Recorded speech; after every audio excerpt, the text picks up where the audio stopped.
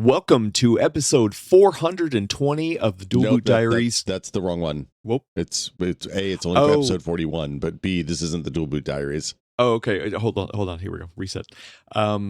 In this episode of The Full Nerd, we talk about... No, I don't do that one anymore. Oh, you're right. We're talking about handhelds. Hold on. Yeah. This is entry 420 of Expedition Handheld. You've only done Adam. like 4 episodes. No, that's not it either. Also, you've only done like 10 episodes of those. That's too many episodes. Wait, what podcast is this? This is Brad and Will Made a Tech Pod. You're Brad. Wait. Hi. Oh, hi. I'm Brad. No, you're not Brad, actually, but Brad's out on family stuff this week. So our friend of the show, Adam Patrick Murray, has decided. I'm just doing the intro before we get to the intro. This was barely a cold open. It's a stale warm open, Brad. Maybe I just have too many podcasts in my life. It's possible. It's possible. I got to tell you, we have 2 dogs here again this week, and I am a sleepy boy. Because my wife and I went to the Valkyries game and were there until like 11 o'clock last night. And then we came home to dogs that would not go to sleep because they'd been crated for 4 or 5 hours. And they came back and were wild. Oh, they had energy. They had the zoomies. So now, guess who has 2 thumbs and slept about 4 hours last night? This guy right here. That guy. You can't see. This isn't a video podcast. So no, I just assume I didn't even do it. It's a podcast of lies. They're just going to have to assume you have 2 thumbs. Yeah, I do have 2 thumbs. See, I do. Nobody can see that. You can. Look, man. I'm only a single source. People need to get another source to truly trust the number of thumbs that you have. Look, I don't even know if you count as a single source, Adam. If I'm being honest.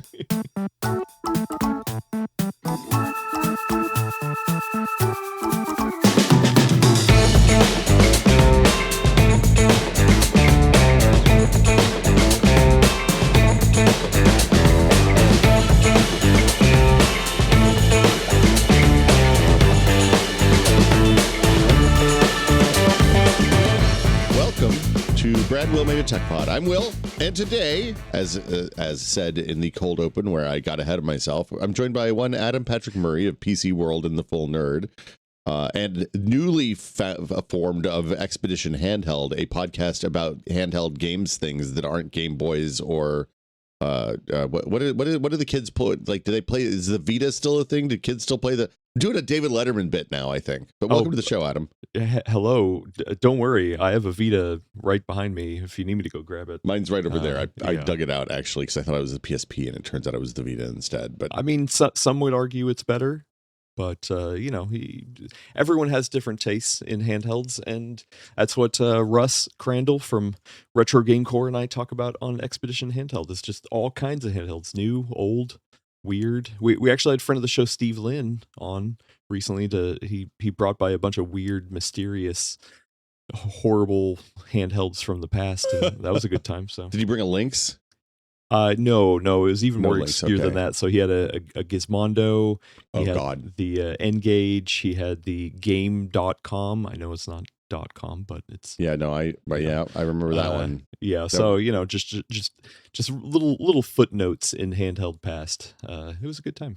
Yeah, but today we're going to talk about basically the kind of current state of handheld game stuff, because there was new stuff that came out at Computex a couple weeks ago, which you were at and you had some hands-on time with. Yeah. There's some new, I guess they're not APUs because they're Intels, and APUs are all AMD, right? But there's new chips for handhelds from Intel, which is the first time they've done that, like a dedicated piece of hardware. And also, this may surprise everybody, but shit's going wild in the prices of existing x86 based handhelds. Yeah. By the way, we can cuss here? Yeah, you can say whatever you want. We got all the words. We're not on YouTube. Wow, is that Adam Patrick Murray's first podcast swear? No, I've definitely sweared before, but I usually try to keep it buttoned up. But I forgot here, there's no rules. Yeah, we don't this isn't on YouTube, so if we say all the bad words in the first 5 minutes, who cares? It works itself out. Apple's not going to delist us. Nice. Hold on real quick before we dive into it. I have to give a little bit of an update because I know you guys are very excited about Intel's Wildcat Lake. We do platform. Some would say we're wildin' about Wildcat Lake. Yeah, I have an interview over on PCWorld.com where I interviewed Tom Peterson, Intel's TAP, Ooh. about handhelds and their initiative. And I did ask the question, what about Wildcat Lake? And he was like, wait, what? Why are you asking this question? Like he had to ask his handler off to the side. He's like, wait, Wildcat Lake? Why is he asking this question? And they were like, yeah, no, there's only two, no, is it four? It's four Xe3 cores Yeah. for the GPU. And he's like, yeah, no, that's not going to be enough.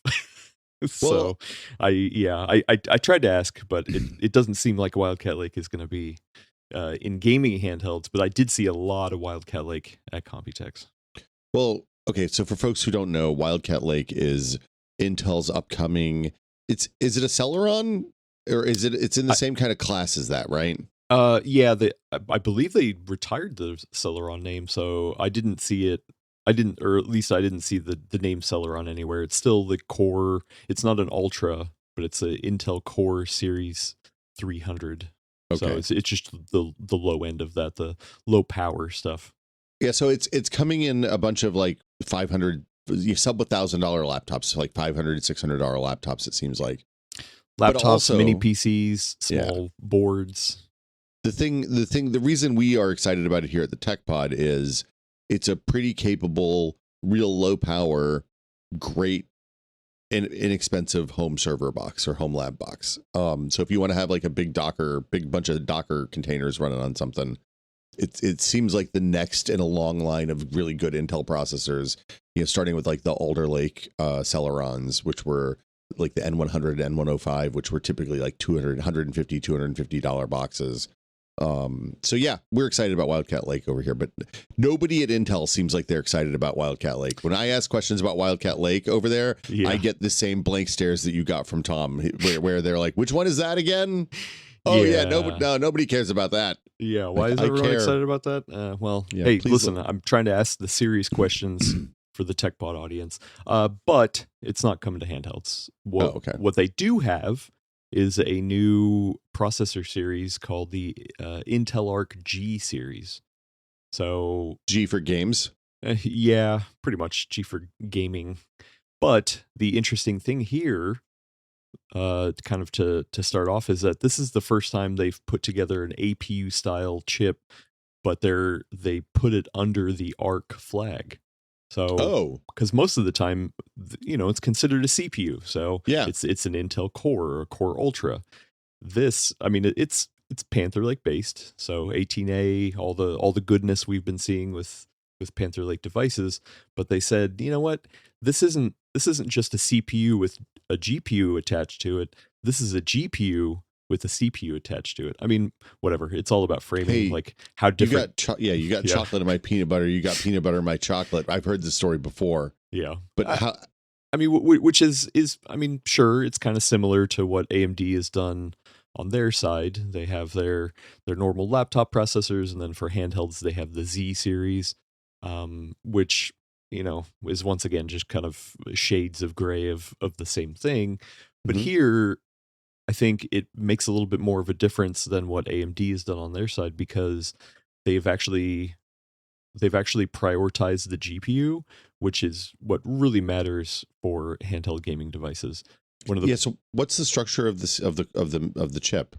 So it's a normal Panther Lake, I believe X7. So like it has the full fat 12 Xe3 cores. That's the most important part. It's like that GPU can crank out some amazing goodness, but where they cut back was it only has 2 P cores instead of 4. Okay.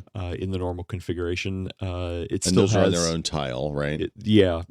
And it still has the same amount of E cores, so that's 4, and then it has 2 low power E cores on the IO platform, whatever that extra chip the is. IO die, yeah. So, and then they also cut down the display outs from 4 to 2, which on a laptop or a mini PC you need multiple display outs, but on a handheld, no.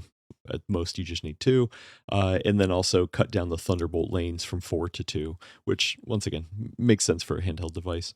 I did ask Tom about whether these are specifically engineered for this line, or if these are ones that didn't hit qualification for a normal Panther Lake device. And Yeah. he said it's a mixture of both. They do have the capability to spin up, chips if they need it, but there is a fair amount of actual chips that just aren't qualifying to be full Panther Lake based. Okay. I mean, chips. that's fine, right? That's just fine. how this Yeah, business works. Yeah. Yeah, and so they're like, okay, cool. Maybe one of the P cores didn't qualify, so we'll just fuse off the other one, and we'll call this an ARC G series kind of deal.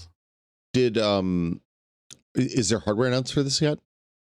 Yeah. So at Computex, they actually came out swinging with the MSI Claw 8 EX AI Plus. I actually have one right here.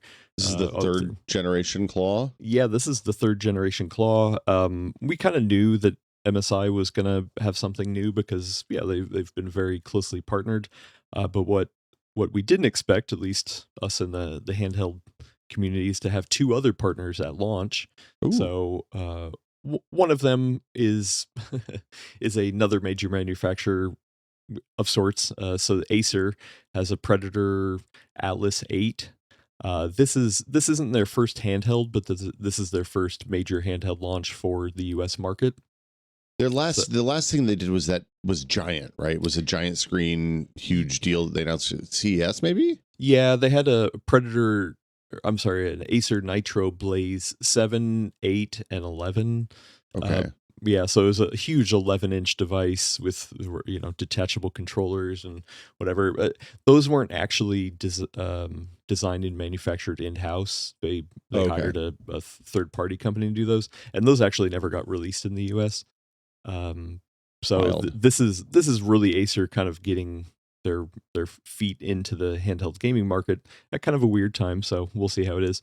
But really the real surprising one was that the third player is a Shenzhen-based company called 1X Player.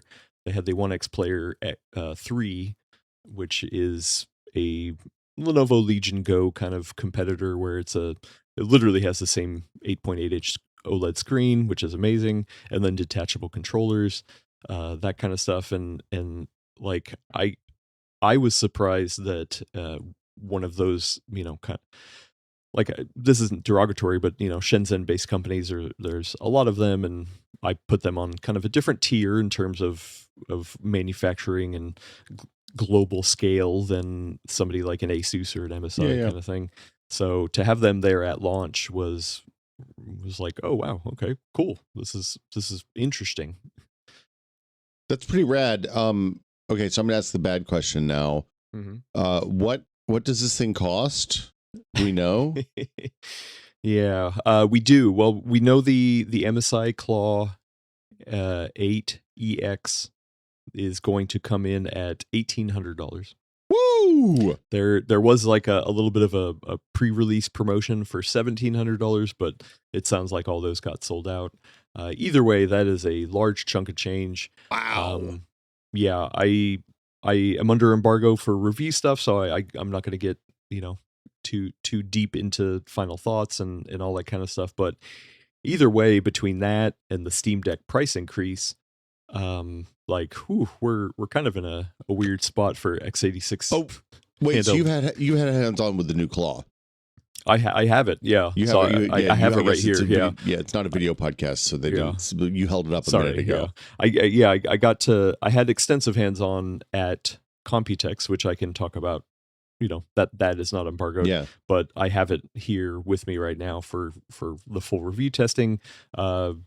Tune in to PC World and Exhibition Handheld next week for the final thoughts over there. Post embargo stuff. Yeah. How can you give a sense of what performance is like compared to the existing AMD stuff that you've used? So Intel's been coming out swinging since Panther Lake launched. They've been walking into a room with swagger, and this is no different. So when we were at we went to an Intel Panther Lake press tech day basically a few months last fall, and Tap, when we were there, was like, yeah, you're gonna like this 12 core one. And and So for folks who don't know and don't follow the space, Tom Peterson is like he's the G-Sync guy. He was in NVIDIA for a long time. He was the one who was it G-Sync or Reflex? G-Sync. Yeah. G-Sync, yeah. He was the G-Sync guy who drove that whole, hey, we need to get refresh rates and frame timing under control. This is impactful and important.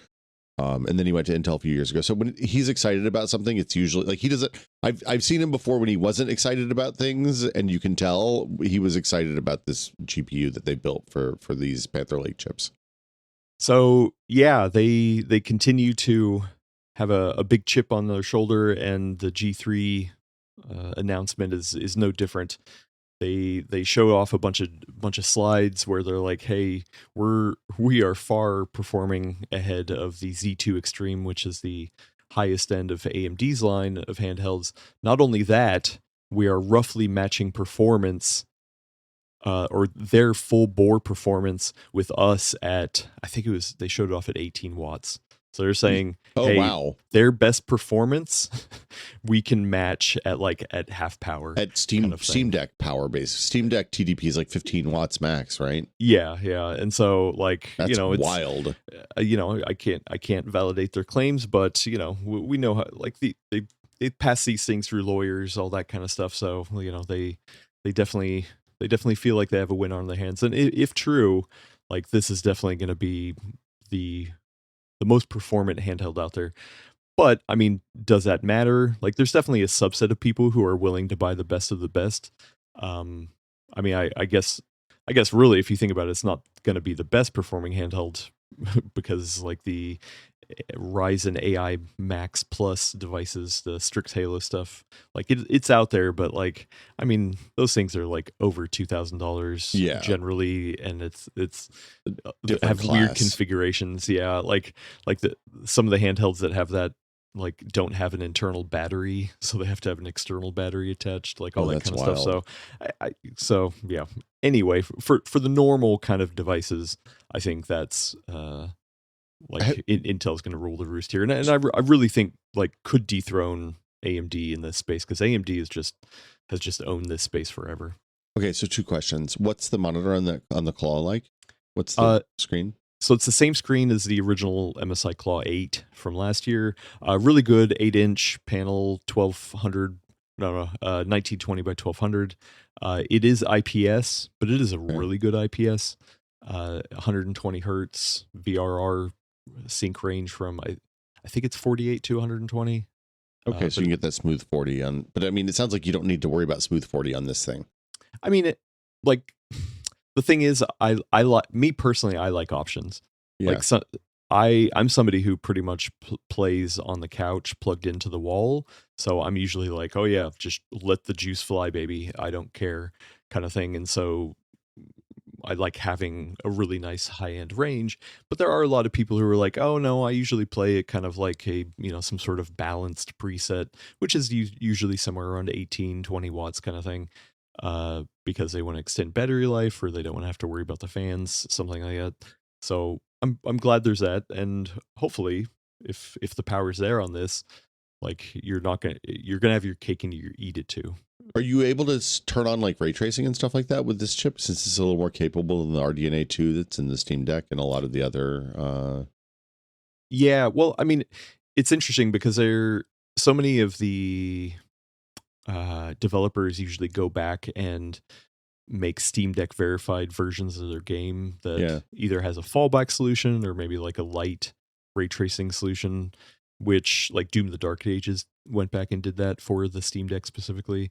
So like these devices are able to benefit from that work, but just like full native ray tracing stuff. I mean, I can't remember the exact list of games they showed off right now, but I mean, if it's anything like other Panther Lake based devices that I've used, the ray tracing is surprisingly capable. Like, are you able to do path tracing and all that kind of stuff? No, but I mean, I guess I haven't tested ray tracing capability of Panther Lake versus like the launch of the RTX 2080 or something like that. I would be curious. Now I'm actually kind of curious, like where in that timeline of RTX GPUs are we falling right now? I mean, it's probably more like a 2070 if I had to guess. but so Okay. it's able to run it, but very Like very you can light. play Control with ray tracing on, but probably not like full Cyberpunk Overdrive. Yeah. Okay. Okay. That's But that's super interesting. It's a bummer that those things have come in at like $2,000 basically. Because it feels like in a different world that would be a like $1,000. Is that, do you think that's fair? I actually tried to theory craft this out with Russ on the most recent episode that we did, because like MSI and Intel, they didn't want the prices to go this way. No. Like MSI had an interview, and I'm sorry I don't remember the source off the top of my head, but there was an interview that got passed around where MSI was like, "Hey, listen, like we're getting hurt by the SSD and the RAM stuff, and it's just driving the price up, and it just is what it is, unfortunately." So I don't know where they would have aimed it. If I had to guess, I bet they were probably aiming for 1,000 to, kind of like be at the top end of that. And I think that wouldn't have been out of the realm of possibility, but you never know. I mean, it's Yeah. hard to say. Either way, the Steam Deck was always the go-to. The Steam Yeah. Deck was, hey, what you can get for $400 or $550 if you sprung for the OLED model is good enough for everybody. It's awesome hardware. Valve makes it. So many developers are targeting that platform, and like every conversation we would have around another handheld would be, "Hey, buy a Steam Deck." But if you're looking for XYZ, maybe more power, detachable controllers, or a bigger screen, yada yada, then maybe this is more up your alley. Now that the Steam Deck has, jumped up in price, it's so weird because now all the YouTubers are like, "Hey, don't buy a Steam Deck." Yeah. It's just overnight, like the whole conversation changed, and like the hardcore of us are trying to, figure out, okay, well, what are some good alternatives? But like these high end devices, like how do we pitch these to people? Because no matter what, like it's for the enthusiast. Like the Steam Deck was the closest I think we could ever get to a mainstream device, and even then, like I mean, we're only talking about like what, I think 4 million units sold is Well, what that's what the they've talked about. estimation is. They haven't Yeah. given a number in like 2 years at this year and a half at this point. Yeah. The thing to me that's interesting that makes this math weird is that like when you're talking about a $500 device and the cost of RAM and storage is, a third to a half of that probably, right, for their bill of materials before they make money, then you like it makes sense to buy the inexpensive one, right? But if you're buying, if you have the same amount of RAM and same amount of storage in all of these devices, basically, because they're all basically like 16 or 32 gigs of RAM and a terabyte SSD, but those cost $1,000 of your device, you might as well buy the one with the good CPU. Like the unfortunate thing is it's killed the, hey, my kid wants a gaming PC. What's a cheap way to? This is now a cheap, easy way to get them into it, right? And I think that I assume this is Windows, the Claw. Chip ships with Windows. I did ask at our press briefing days at Computex, is it going to have official Linux support? Have you tested it? And they were like, well, we don't want to really claim official Linux support because that's just too hard. As we know, as Linux experts, me and you, there's a lot of different versions of Linux. So if they came out and was like, oh yeah, it has Linux support, but you don't have it doesn't run NixOS Ubuntu. V3. Yeah. You don't have Kubuntu. Yeah, no, whatever. Yeah. But then we're like, okay, well, what flavors or what distros have you actually tested on? And they said yes. Essentially, Perfect. meaning like all the major ones, the ones you'd expect from the market.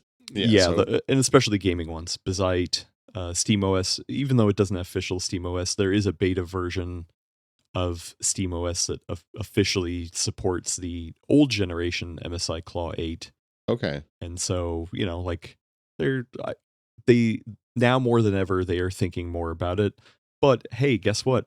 Microsoft is a valued partner, and so these are going to ship with Windows. The question I would love to know the answer to is if they seed early hardware to like Bizite developers and stuff like that, so that those folks can have that stuff ready to go out of the gate.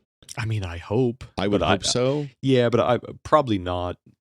They Like, should. yeah, they should. That would be really smart. But like knowing how a lot of these launches come in, not just handhelds, like flying by the seat of the pants. Nobody wants Well, stuff to leak, to leak and all that kind of yeah. stuff. So Yeah. uh, Okay.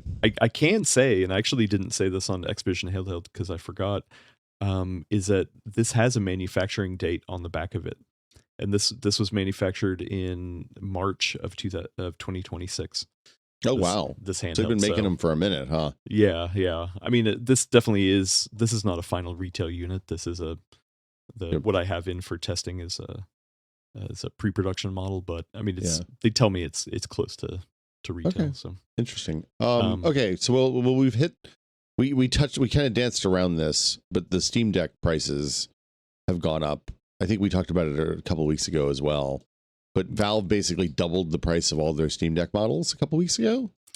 yeah, it hurts. Like I think the hard part for me is that usually people have to make a decision, right? Yeah. Like when the Steam Deck was down at $400 to get in the door, you're looking at, oh, okay, well, could I get a Steam Deck or could I get a Switch 2, which is generally around that. If you're looking at the OLED model, which started at 550, you're like, oh, okay, well, it's more than a stream, a Nintendo Switch 2. You're starting to push into the bigger consoles kind of thing, like, yeah, okay, but I want it portable, yada yada. And then usually when people are looking at stuff that's more expensive, then you get the people who are like, oh, well, why would I get this versus a gaming laptop or whatever? And so like consoles kind of, I usually try to use console pricing as like an anchor, even though it's not a 1-to-1, because hey, you're not going to take your PlayStation 5 and put it on, your lap, like and play it. It's not a Yeah. handheld device. So I mean, but either way, the PlayStation 5 Pro I think is at $950 right now. And like I mean that's the top end Steam Deck OLED variant as well. And so like they both have gone up and it sucks. I'm not going to say it's like great, but like they're everything's going up. And so like they're just kind of matching it. And so I think that really the bigger thing is, does somebody have the disposable income to buy any of this stuff? Yeah. Let alone the $1,800 MSI Claw 8EX. $1,800 is like, it's funny. There was a thread going around like game developer Twitter yesterday or Blue Sky yesterday where people were pricing out their machines that they built like at the start of this generation, like people who have a Ryzen 9 series or a Core 2 from Intel, right? Like the newer CPUs, and they were pricing out what their workstations cost that they're using for like Unreal Engine 5 development. And they were like, oh, I paid $2,200 for this machine 2 years ago, and now it would be $5,600 because they have like 3-4 terabyte SSDs in there, right? Ugh. So yeah, it hurts. It hurts. Yeah. Well, I mean, and like the big thing I worry about is, okay, does this mean it's the death? Or are we past the heyday of PC gaming handhelds? Like, I really hope not. Yeah. But I mean, with the pricing the way it is, maybe another way to look at it is that it could be, sure, but it also would mean those same questions should be asked of the consoles. Like, is this the death of home consoles? Because those prices have gone up as well. I mean, I think Microsoft, personal computing. I think Microsoft's asking those questions right now if nobody else is. True. But luckily, like I feel like there are interesting alternatives. Okay. Right? Because there are still some x86 based devices that are hitting that $500-$600 ish price point for reasons we can get into. But like Russ and I did a video a couple weeks ago on the PC World channel, like debating, hey, do you wait for a Steam Deck OLED? And this was because they're out of stock. The pricing, it was out of stock at that time. The pricing hadn't gone up yet. Do you wait for a Steam Deck OLED, or do you buy I think it was a Memorial Day sale, where the Asus ROG Xbox Ally non-X was on sale for $500. So that's the Xbox branded one that's not the souped up Z2 Extreme one, right? Exactly. Yeah. So it's the more entry level one. It's white. It still is the same awesome hardware on the outside, but on the inside it has a couple cutbacks. I feel like I tested that one out for a couple weeks, and it was a perfectly cromulent handheld. I mean, power wise, so that one has a Z2 Go chip in it, I think, or maybe Z2A. Oh, too many Z series processors. Their naming scheme is terrible. Either way, it literally is almost the exact same processor that's in the Steam Deck. Yeah. So, like, roughly, you can think, oh, okay, how is it going to perform? Well, just look at how the Steam Deck performs, and it's almost one-to-one kind of thing. So it's like, oh, it's not, it's still an option that's out there. It is still actually being sold, not at that price. I think it went back up to the $600 price, but that is normal. Like that is more of a quote unquote normal Steam Deck-ish pricing, if not a little elevated. But unfortunately, I think the only reason why they're able to continue to have those pricing is that they have inventory right now. Mm-hmm. And when they have at the moment they have to build new ones, they're either going to say, yeah, we're just not going to build any more, or they're going to say, okay, we'll build more, but we have to do it at the current cost that we paid for it. So like I mean, I hate saying this because I don't want people to feel left out, but like if you're looking to get a handheld around the $500-$600 price point, then you should probably jump on that sooner rather than later.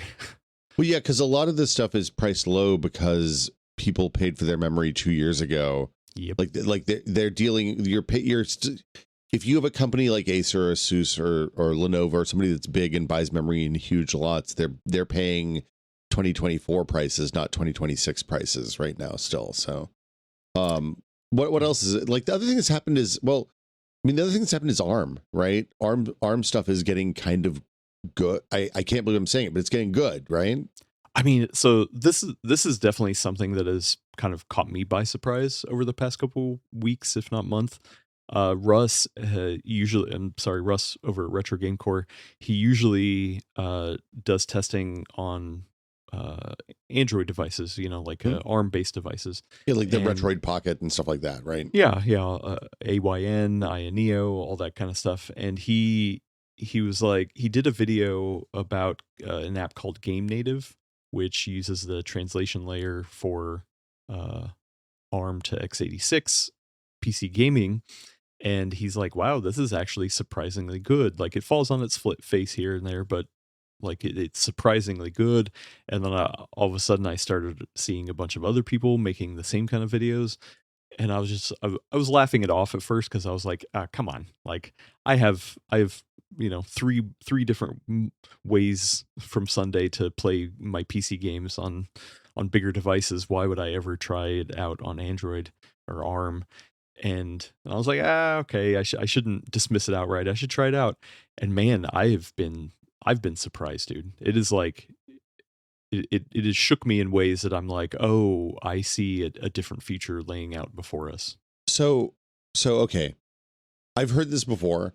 Is it good in the, oh yeah, you can play all your Xbox 360 games on this thing and it's great? Or is it good in the, hey, I'm going to play 007 First Light or Forza Horizon 7, 6, whatever the new one is on it? I mean, well, there's multiple things at play here. Like Qualcomm's hardware is very capable. And like, not that there's not other ARM-based devices, but Qualcomm is kind of the Snapdragon series is the one most people are developing against. And I mean, they've done a lot of work to beef up ray tracing. Like, I mean, these are capable things, but people usually kind of dismiss it because it's mostly going in phones, right? Or like corporate laptops, yeah. Yeah. Well, and so there's that. This hardware is actually pretty capable. Number two, there is a lot of development work being done on this translation stuff, and I mean, obviously, Valve is contributing to it with their FX program that's specifically for the headset. But oh, hey, guess what? I mean, it's open source, so everyone else is able to take those learnings and put it onto other x86 gaming. And this feels like, I mean, I guess I wasn't around pre-Steam Deck days to mess around with this, but this feels like the early days of Proton, where where, Yeah. hey, you know what? We're doing a lot of work here, and when it works awesome, and when it doesn't work, it falls on its face. So that has definitely been my testing, is that I download a bunch of games and try them out just to see if it works, kind of thing. And sometimes it's like, oh, Hades just works. Cool, great. I loaded up something old like oh, why can't I think of the name? The game that had the twangy guitars, the Xbox 360. Call of Juarez? No, it's like a isometric view. I can't think of the name of it. Anyway, it's an older Xbox 360 like arcade game, which I was like, oh, this should play it like power wise, like it's not taking up a ton of resources. But there was like graphical glitches. There was like a line down the middle of the screen kind of thing. So it played, but it had a graphical glitch kind of thing. And then, was that an actual Xbox 360 game, or was that an Xbox 360 x86 port? I mean, this was from my Steam library, from so Steam. Okay. it was a port to the PC. I'm just saying it launched around Xbox 360 timeframe. Gotcha. That's how usually I kind of chunk it up, is like, the power that they needed back in the day is usually lower than what's needed now. Anyway, and so I'm not gonna say, oh, we have a silver bullet here, but the fact that Valve is doing all this work for their headset, and they have for the Flex, the FEX is the translation layer for their Steam frame. Yeah. And if they're doing all that work to get normal Steam games running on the frame, which is a ARM-based processor, like everybody else is going to be able to benefit from that. And like the community, there are, just like on Linux and open source, there are many different drivers. So like, kind of like in SteamOS right now, if you go on your Steam Deck, you can pick different versions of Proton. There's experimental, there's 10, like now 11 is in beta, whatever. Inside of this game native app, you can pick different Mesa drivers, community drivers, like turnip drivers, things like that. So like really everyone's kind of, I don't know if there's a really good database the way that SteamDB is, but I know a lot of people are doing work to chronicle and be like, hey, you know what, if you're going to play this game, you should make sure you load up this driver with these settings, and then it'll play really good, which is not great for mainstream users. But either way, like the power that I'm seeing out of these ARM-based handhelds, which are much cheaper than x86 devices, like I start looking towards, oh, I think this is the future of low-end handheld gaming. Like I can easily, I think, rather than a $400 to $500 Steam Deck being x86 based, either Valve is going to switch to ARM in the future, or the x86 prices are always going to be at the top end, because like Qualcomm peaks at a certain point, and x86 devices like can go pretty high end. So I think maybe we'll see a future where all the low end devices, maybe sub $500, are all ARM based, and if you want more power, you get x86. I mean, I think that kind of makes sense. I also think three things. One, I think the kind of people who are running x86 games on ARM are probably okay at this point, are probably okay with doing fiddly stuff, like going to a forum someplace and looking for the right settings, right? Yeah. I think that honestly, and this would be, if I was pitching something to Valve, I would be like, hey, one of the things you all should do is make a tool that collects all this user information and makes it so that you just hit like the GeForce experience of running emulated games on Steam platforms, whether it's Windows on Linux or x86 on Windows on Linux on ARM. but like, we shouldn't have to do that work. And honestly, a lot of it is, hey, I go to ProtonDB and I look for the settings, and then I put all the stuff in, and it sometimes works and sometimes doesn't. It would be nice if that was kind of automated for me in some way, like a feedback loop. Like that would be nice. And well, they already do it with the controller mappings, right? Like if you look at how the controller mappings work on the Steam input stuff, they have a system for users to submit things and then them to get voted on and approved and all that. So all you have to do is build that, but for the settings and command line basically is the Actually, thing. that's really smart. I'm gonna go send my resume to Valve and see if they need somebody to get this team going. But yeah, right now it's definitely tinker territory. I mean, the people who are buying these ARM emulation devices like the AYNs, the Retroids, the Ioneos, all that kind of stuff, it's mostly tinkers. Mm-hmm. I mean, like, I feel like it when what's his name over at Giant Bomb? Jeff Grubb. No, well, yeah, when Jeff Grubb and Dan and stuff are buying handhelds and like configuring them for their friends and like reselling them and stuff, like, yeah. It is starting to get somewhat of a mainstream kind of thing, because I mean, we're talking about $100, $200 devices that can emulate not just PC stuff, but also like every other classic console. It's interesting because, that reminds me a lot of like the old days when somebody was like, "Hey man, I know a guy who can mod your Xbox for you," and you'd drag it out there, and then he'd be like, "Yeah, come back in 2 hours, I got you." And it's like doing a drug deal, right? Yeah. Like they're in the same situation. Hey man, I can hook you up with a Thor that has can run all the business you need. I think that this makes the decision matrix, having ARM machines that are capable and also in increasingly interesting and weird form factors. Like the Thor is really interesting because it's basically like a 3DS kind of form factor. Yeah. With like a really nice capable ARM CPU. It's really nice. And it makes the decision matrix for people who are buying stuff but both simultaneously more difficult and also kind of easier, right? Because like your chance of getting something good that's going to actually do all the things you want is pretty high. How does stuff like anti-cheat work on these ARM based machines? Is that a no-go? Yeah, it pretty much lines up with what we have on the Linux side. So if it's kernel based, it's just not a thing. So but hopefully, I mean, I think the other part of this is that because of the pricing, because of the world right now, at least I've heard, and I don't know if you have, maybe you can back this up, but like there's a lot of push to say, hey, let's try to get more out of what we have now rather than buying the newest hardware. Yeah. Right? Like we're all in on this, and I think developers are on this as well, to say, you know what, we need to optimize more for lower end things and make sure everyone who has hardware can get access to our games.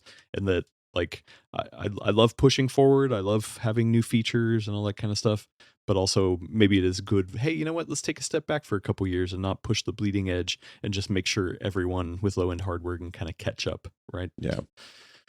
So I think low end based devices are going to do that. Like, I mean, something that's $100 to $200, ARM based device like a Retroid Pocket. Yeah, you're thinking first to pick it up to play retro games on it. But man, I tell you what, emulating is like such a almost solved equation. Like, sure, there's the PS3, which is weird, and there's a lot of work being done there, and real random weird consoles like the 3DO that haven't fully been figured out. But for the most part, like, there's people who are playing Switch games on emulation and just running fine. Like, emulation is in such a good spot. Like, I feel like the other Wild West is the PC stuff. So I just feel like people are like, oh, okay, now how do we get all this PC gaming emulation stuff up to snuff as well? Because that's a deep well. And like the choice between, hey, I want an AMD APU with like a couple of generations back GPU and a couple of generations back CPU, or an ARM handheld that probably costs about the same that has like the bleeding edge new GPU, is like it's an unusual choice to make, right? Well, and yeah, I mean, here's the other part of it too, is that at Computex, NVIDIA released or announced their more consumer-ish ARM platform. Microsoft was on stage. All the major OEMs were on stage. I mean, we're talking about laptops and desktops that are, thousands and thousands of dollars, so they're not fully consumer. But you have Qualcomm with their Snapdragon platform pushing from the low end up into computing, and now NVIDIA coming from the top end and like strong arming down, like x86 is getting squeezed in the middle here. And so like for Nvidia to come up and say, hey, we've been working with developers to make sure that these games run on ARM is a big deal. Like I literally played 3 games at my briefing, and one of them was Fortnite. Like That's wild. Will Smith's Fortnite I haven't played Fortnite was in like there. 6 months, but yeah. Yeah. But like they were like, hey, listen, we worked with them to figure out an anti-cheat that worked on ARM, and you know there was a couple other games like Pragmata, Alan Wake 2, just being like, hey, yeah, is this running up to snuff as x86? No, but we got it running, and like we're dedicating valuable time and resources to it in a way that is just like, oh, ARM is getting attention now. Well, and then the other thing about like Nvidia coming into the market is they're putting the high end perfectly qual chips into the laptops like the Surface and stuff like that. Presumably that means at some point in the future there'll be some downstream chips that don't quite hit the snuff required for a full workstation style laptop, AI workstation style laptop. And there's a entire possibility that stuff will scale down. We'll start seeing like handheld versions of the SKUs in 6 months when they know how the manufacturing is going to go on those. I mean, the NVIDIA does have Tegra, right? Yeah. I mean, NVIDIA's in the Nintendo Switch too, and we have not seen an update to the NVIDIA Shield. Like, imagine a NVIDIA Shield with essentially a Switch 2 power performance profile. Like, what could be done with that? Yeah, Or arguably maybe they it scales invented a this little category, higher. right? Right? Yeah. So like Nvidia is definitely primed. I mean, can they keep their eye on the ball? Who knows? You know, they're so deep in the AI money that gaming is such a small little side note. But yeah, do they care about the niche of the niche of the niche? I mean, there are people there who care for sure, but do they have enough resources and time, you know, to really do interesting things with the gaming devices? I mean, I hope so, but you know, we'll see. What about stuff like the Analog Pocket? We haven't talked about that at all, but that's the Analog makes I don't want to say closed because they're like semi-open, right? Yeah. FPGA based emulation devices. Yeah, and it's not just Analog. I mean, FPGA is definitely there and it continues. And I mean, Analog had, what was it, the Analog 3D, the N64 based. Yeah, the N64 one, yeah. Like there's other devices out there that I have use Mr. FPGA plugged in my CRT right now. Yeah, I think like I don't have a ton of experience with them. I do have an Analog Pocket, of course, but like from what I understand of the FPGA stuff is that the problem they're having there is scaling up. That they can't really scale up to higher end hardware fast enough. Like, I mean, they got they got N64 working, right? PS1 seems to be something that people are working on. But, you know, jumping to then PS2 level FPGA like devices like might take a little bit more time as well. Like I said, I'm not as tuned in on that, but from what I've heard, it's just slow. Like I said, like ARM is already able to like play current PC games and Nintendo Switch 2 and all the newest consoles, all that kind of stuff, power wise at least. Yeah. Where FPGA is still, you know, like really focusing on retro stuff. I think we've covered FPGA stuff a fair amount before. I don't have any experience with the analog stuff just because I'm firmly in the buy the cheap open thing rather than the expensive closed thing category in that space. It is really nice hardware though. It is nice hardware. Yeah. Like I look at those Analog Pockets, I'm like, oh man, that thing looks pretty good. Yeah.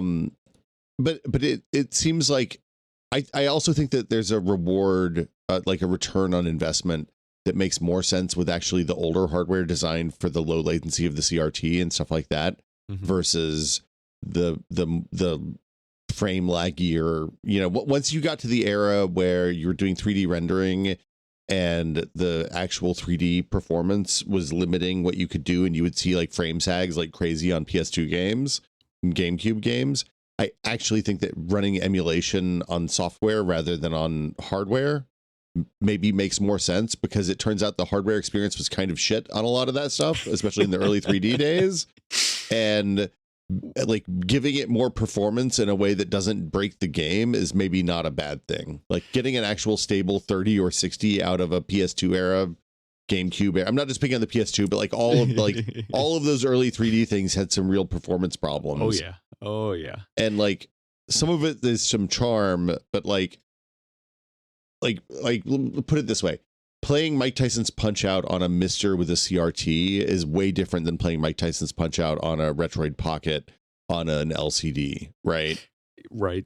Like, well, yeah. Well, and I think that's the other thing that I've noticed a lot recently with myself too, is that there are some people who just don't have like a nostalgia for classic stuff. Like Russ, he is perfectly fine to play older games on these emulation devices. Yeah. He's like, oh, I don't really have a reverence for the hardware in some cases. And then, maybe the game, I never played it back in the day, so I'm just playing it fresh kind of thing. But the more and more that I mess around with like the AIY and Thor, I was like, dang, this is great. This can play all my DS and 3DS games. And then I whipped out, or I mean, I have my 3DS, my original one still, and then I bought from Steve Lynn a DSi, and I started playing on this, being like, oh, this might be kind of fun just to see what the experience was like. And then I was like, dang, I actually just kind of miss the original hardware. Like I've been enjoying. Yes, I have all the devices that I can just play everything under the sun.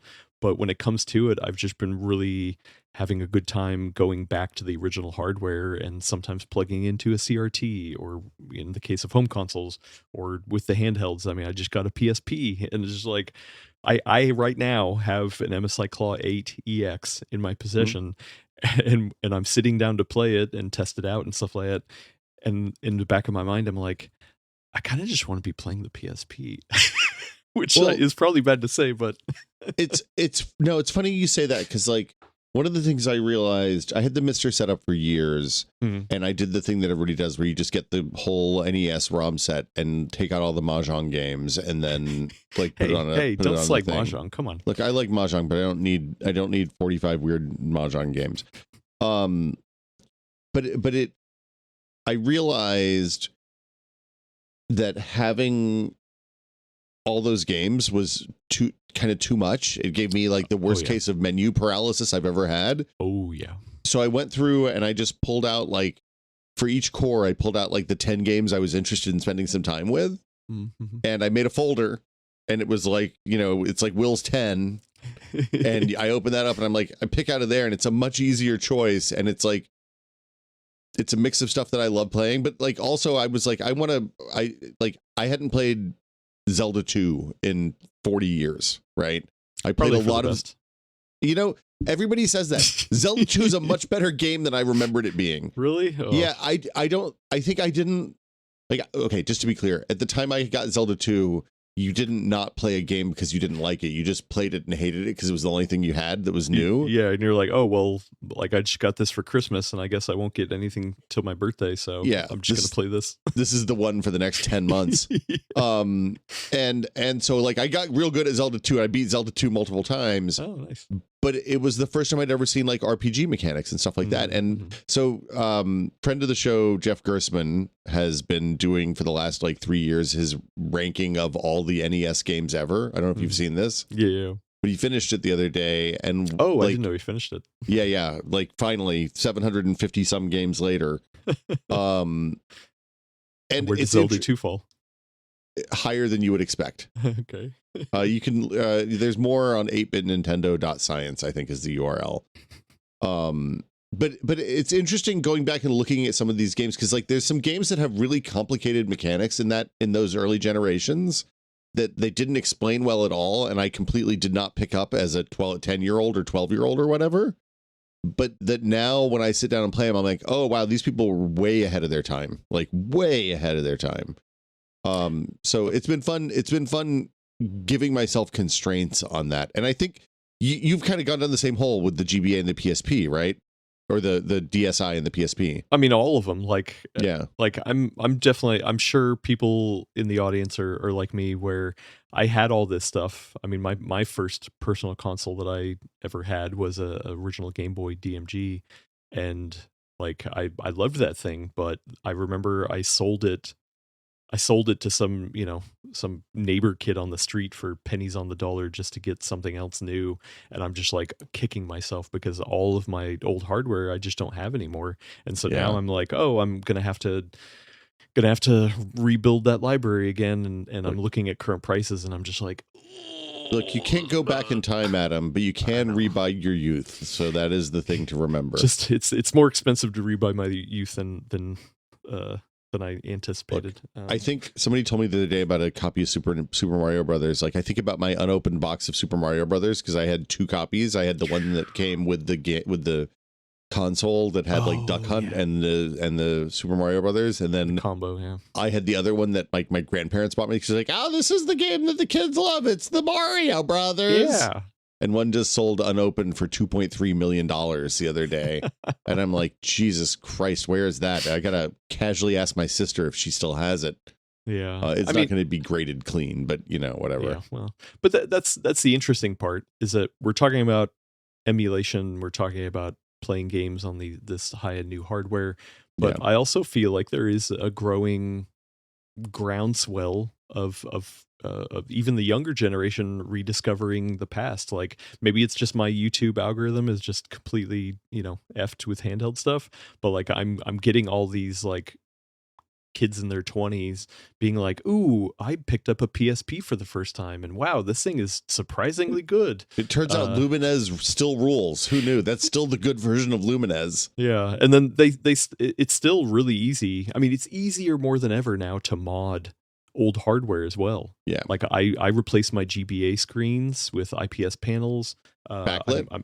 Backlit panels. Like this PSP 1000 has a new kit that came out in the past like year or so, where it's just drop in new IPS panel. Like, you don't have to do soldering, anything like that. Like, the technology's gotten crazy. And then in order to soft mod it, like I got a micro SD card, put it in, and there's this thing called an ARC, ARK, and you literally just, hit play on that. It runs a little script, and then you can play all the ROMs that you want. Like, That's wild. It's not breaking systems, anything like that. So, like, it is nice to see the younger generation appreciate the hardware from the past, but then still use it to emulate new experiences as well. Well, I was gonna say, it turns out one of the things that was fun about having a kid and introducing her to games was she doesn't differentiate between old games and new games in a weird way, right? Like, she knows that, like, if she wants to play Super Mario Brothers on her Switch, she has to go into the, I gotta go play the NES games here. But like, when she comes in here into my office and we fire up the CRT and she's like, I can't play Mario Brothers, like, that game still owns, and like, it's good for hours of entertainment in the same way that it was in 1986 still. Like a good game from 1986 is still going to be good in 2026. Still a good game. Yeah, you're right. And so whether you're looking to buy one piece of hardware that hopefully plays everything, or you're looking to dabble here and there and either recapture your youth or buy something that fills a specific niche, like there still is more options than ever. It's just the pricing is kind of messing with a lot of stuff. So there's the last frontier for me is I want to be able to play games in my office on the CRT on the Mister, and then also have the ROMs and the save states and the save files work on RetroArch on my Steam Deck. Yeah. And there's somebody that's working on it. There's a project that's going right now to do exactly that, to have a RetroArch folder and a Mr. Save folder and have them kind of transmogrify between each other automatically when one gets saved. Oh, that would be nice. Yeah. Yeah, because I mean there's like that retro achievements, right? Like where you sign in on any device and it can gauge your progress and you get achievements, whatever. I think I'm anti that though, just conceptually. Yeah, I don't really care about that. But if I could sign up for some cloud service that syncs cloud games from any emulation device that you have, like, dude, I'm up for that. Or you just run a Docker container and let it do it automatically, and you don't have to pay for a cloud service. There you go. There we go. Yeah. So yeah, I guess that's a pretty. Do we miss anything? That's a pretty overarching state of what's going on with handhelds right now. I think it's pretty exhaustive, and when Russ and I first started the Expedition Handheld podcast, like, we were a little worried to do it weekly, because we're like, is there really going to be enough to talk about in handhelds, like, to talk about every week? But no, there's even during this period of, rising costs and less devices getting launched, man, there's still always something to talk about. That's awesome. Yeah. I mean, because like I said, I'm on this journey of rediscovering handhelds from the past. Russ is very much, in like the emulation game. I'm also on the side of x86 handhelds, so like it kind of works the way we tag team stuff, and then we sprinkle other stuff in there, like eGPUs, which attach to these handhelds, which I mean, it's finally gotten good, all that kind of stuff. So it's weird business there. It's like trackball stuff. Where can people find Expedition Handheld, Adam? Yeah, well, anywhere that podcasts are sold, then you can find Expedition Handheld. If we're not there, please let me know. But yeah, if you want to watch the video version, we have a video version that's up on Spotify, but the YouTube channel, the Full Nerd Network is the YouTube channel that you can watch over there. And I do collaborate with Russ, or use the collaboration feature in YouTube, so it does show up in his YouTube feeds as well.